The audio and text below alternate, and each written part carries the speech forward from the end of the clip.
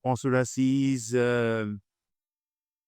Padre Pio, autant de saints qui relèvent de la famille franciscaine. Et cette semaine se clôture du côté de monastère Notre-Dame-des-Anges, la célébration du jubilé des 50 ans des sœurs Clarisse, une présence missionnaire au Gabon, contemplative. Mais il y a aussi 25 ans que sont arrivés des frères mineurs franciscains, capucins. Et là, nous nous souvenons du père Yarek et du père Georges. Et ce matin, nous accueillons le père Piotr Mikhaélik, qui est recteur du sanctuaire Notre-Dame du Gacon. Père, bonjour. Bonjour, très bien, mes frères et sœurs. Très bien.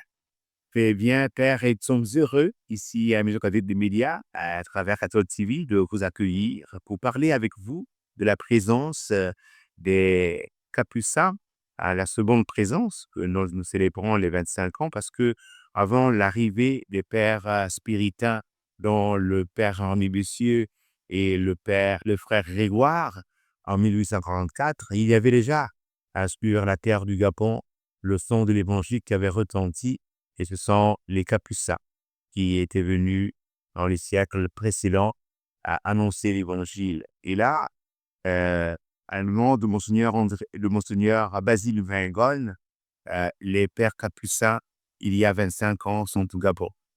Alors, comment parler de cette présence missionnaire, Père, et de ce jubilé que vous êtes en train de l'ouvrir? Vraiment, merci pour l'invitation parce que j'aimerais partager un peu notre joie d'être ici sur la terre gabonaise qui, où je vois beaucoup de providence dans cette démarche qui a abouti à notre arrivée ici.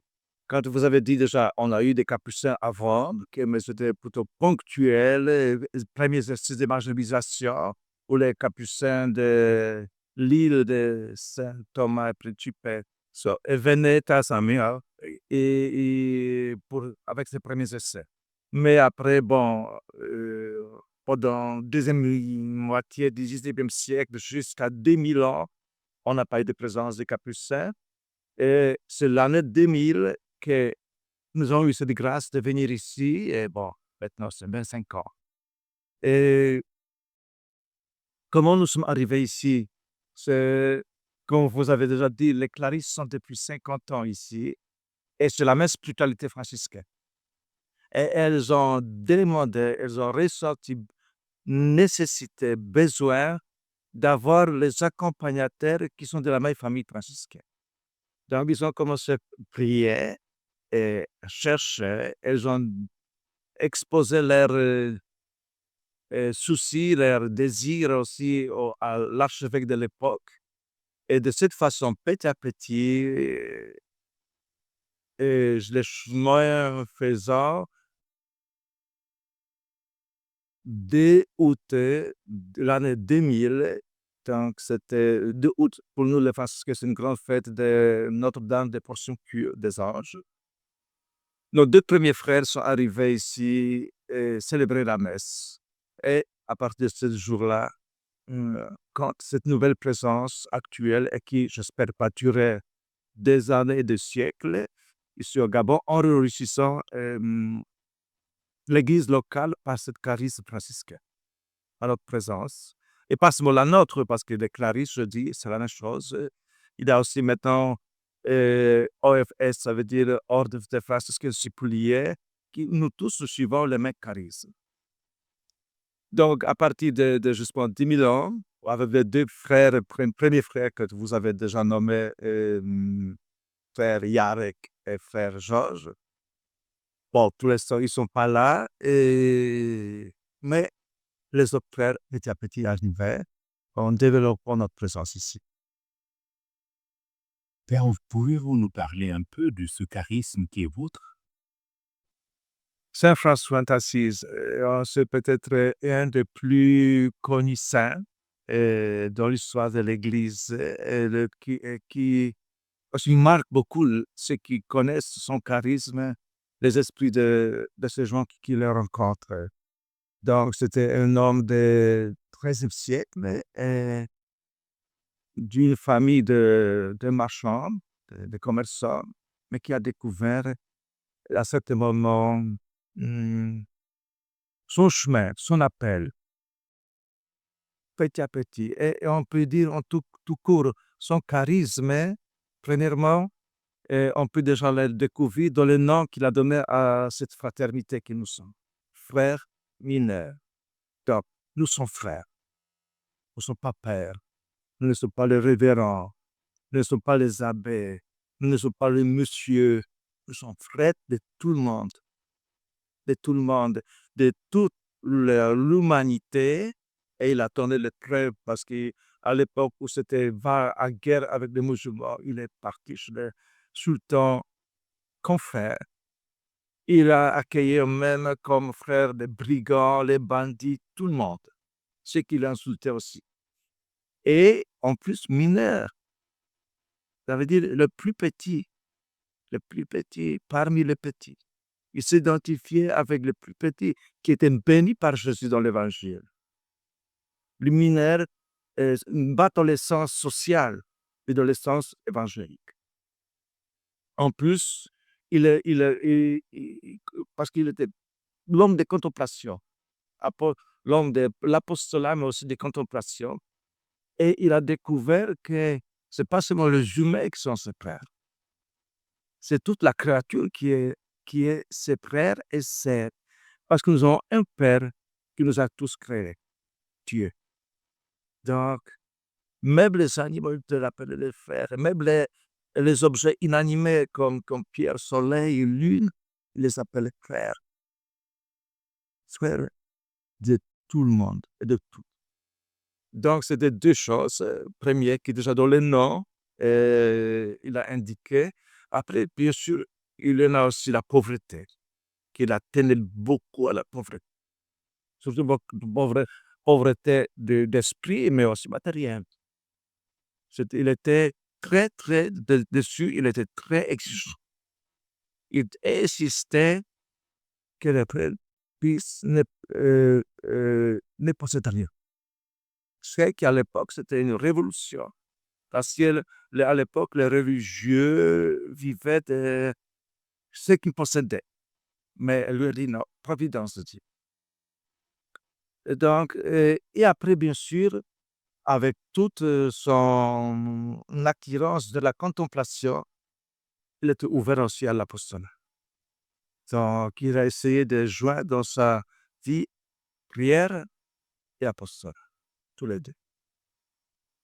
Donc, en gros, on peut dire, nous, les franciscains, nous tenons à ce charisme, toujours adoptant aux besoins du temps, bien sûr. Quelle est dans votre vie la place qu'occupe l'Évangile? L'évangile, Oui. c'est le centre. C'est le centre. Pour François, c'était source où il puisait comment vivre. Par exemple, au début de sa vocation, il ne savait pas trop comment vivre. Il savait que ce qu'il vivait avant, c'est pas ça. Il était, il a eu la rêverie d'être, comment ça s'appelle, chevalier. Et il était doué commerçant. Son papa, il pensait que lui, il va prendre le relais dans sa boutique. Il a été choisi roi de jeunesse d'Assise parce qu'il était vraiment. Il a eu toutes ses capacités. Il a trouvé que c'est pas ça. Il a voulu quelque chose d'autre, mais il ne savait pas quoi. Il cherchait, il priait. Et c'est un jour, le jour des fêtes de Saint Matthias, qu'on a entendu l'évangile d'envoi en mission, il ne prend ni Bessac, ni tunique de change, ni l'argent. Et, et là où tu vas, dis la paix à cette maison. Il a dit, c'est ça que je veux. Et il toujours suivait justement l'évangile. Il y en a les fondateurs des autres congrégations religieuses qui s'est inspiré par la première communauté primitive de Jérusalem, Actes des Apôtres. Lui, non, toujours, il était centré sur Jésus, sur l'Évangile, concrètement. Et son exemple et ses apôtres. Et on essaie, donc on peut maintenant, nous, ses fils indignes, suivre cette trace. Et on essaie, avec notre propre humanité, on essaie. Et comment est-ce que vous vous donnez de célébrer ces 25 ans de votre présence missionnaire au Gabon? Première chose, moi je dis que je leur dis, c'est pour moi la grâce d'être ici dans cette église locale. Hein. Et je pense que mes frères, ils trouvent ça le best. Ils peuvent confirmer mes paroles. De l'autre côté, c'est enrichissement de l'église locale par notre spiritualité. Nous ne sommes pas quelque chose extérieur à l'église locale. Nous sommes membres de l'église, partie vivante de l'église locale, et nous pouvons vraiment enrichir la spiritualité. Et nous voyons qu'en petit à petit, cette spiritualité franciscaine prend racine dans cette terre, dans cette église. Et on a réfléchi un peu comment vivre ce petit jubilé. C'est encore pas doucement. Les cerclaristes, 50 ans, c'est quelque chose. Pour nous, ce petit 25 ans, c'est pas beaucoup, mais on pense que ça vaut la peine de rendre grâce pour tout ce qu'on a déjà réussi de vivre ici. Et après, aussi mieux connaître, faire connaître notre charisme. Donc, on a pensé, euh, bon, hum, célébration centrale aura lieu jusqu'au le 2 août, juste 25 ans après l'arrivée de nos frères. On a choisi Toum, mais ce n'est pas la première communauté où on était basé. La première communauté s'appelait Aïssassa. On a trouvé tout parce que là-bas, logistiquement, on peut dire c'est mieux. Et là, on aura une messe solennelle, bien sûr, où on invite beaucoup de personnes. Bon, responsable de l'église locale, j'espère qu'un des monseigneurs sera présent, probablement monseigneur Basile. Et, on invite aussi nos frères capucins de l'étranger qui collaborent avec nous, ou de l'Europe ou de l'Afrique. Et on aura la présence des autres personnes qui vivent le charisme franciscain, donc Clarisse, franciscain séculier, et toutes les autres personnes qui nous connaissent et qui ne nous connaissent pas. On est ouvert là-bas pour tout le monde qui peut venir. Donc, on aura cette messe solennelle avec présentation d'une exposition avec les photographies et d'autres choses et qui va présenter notre présence ici au Gabon. Et un jour avant, on aura donc 1er août, aussi toujours en Toum, petite conférence ou entretien, je ne sais pas comment on peut dire cela. On va présenter euh, notre présence de point de vue historique et de point de vue notre présence actuelle avec toutes les activités que nous avons. Donc, c'est cet après-midi à partir de 16h probablement, où j'invite tout le monde à participer, ou dans un événement ou l'autre. Et dans là où nous sommes, on va faire aussi la neuvaine, qui est préparatoire. Et on profite aussi de chaque de nos présences, de nos paroisses ou sanctuaires où nous sommes. Nous voulons aussi faire cette exposition et petite animation, par exemple, à l'occasion des fêtes patronales de chaque paroisse. Pour que partout on puisse se réjouir de tous les bienfaits que Dieu a fait par nous. Vous portez un blanc cassé, un kaki, mais on voit aussi du chocolat à travers l'archidiocèse de Libreville. Et dans ce chocolat, euh, il y a du bronzé aussi. On voit des jeunes euh, qui suivent vos pas à l'épée de Saint-François. Et combien de jeunes avez-vous déjà dans vos rangs? parmi les prêtres capucins? Ah oui, mon kaki, c'est un peu exceptionnel parce que je ne vais pas raconter pourquoi j'ai cette couleur. C'est une couleur des certains missionnaires qui venaient en Afrique pour. Mais notre couleur classique, c'est marron. C'est marron. Donc, si vous voyez les mêmes habits marrons, c'est les capucins. Si vous voyez comme ça, c'est aussi capucin. Oh, oh, c'est votre charisme des capucins qui ne sont pas trop ordonnés. On peut avoir les couleurs différentes. Bon, d'accord. Et en Ougar, une de nos soucis, c'est justement l'implantation de l'ordre ici. Que, parce que nous ne sommes pas nous, les missions ne sont pas éternels. Il faut que vraiment déjà les fils de cette terre intègrent, embrassent cette vie. Et nous avons déjà les frères qui font la formation initiale. Donc, formation initiale chez nous, c'est postulat, noviciat et après les études philosophiques et théologiques. Donc, actuellement, nous avons un postulat seulement. Peut-être cette année, deux autres, on les rejoindrait. Si on attend le résultat des bacs. Et donc, il a fait la décision définitive.